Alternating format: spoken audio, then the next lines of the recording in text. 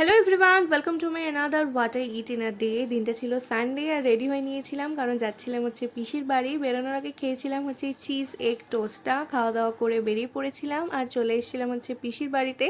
এখানে আসার পরে পিসি দিয়েছিল এই মিক্স চাউমিনটা, যেটা বেশ ভালো খেতে হয়েছিল।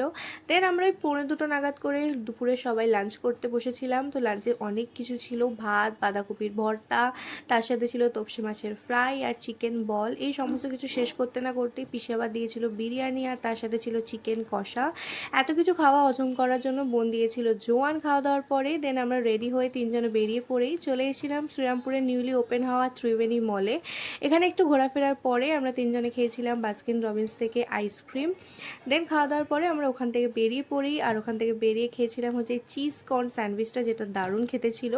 দেন ওখান থেকে আমি চলে আসি হচ্ছে বাড়িতে এসে রাতের ডিনারটা করেছিলাম ফেনা ভাত, আলু সেদ্ধ আর ডিম সেদ্ধ দিয়ে। So that's it for today, by.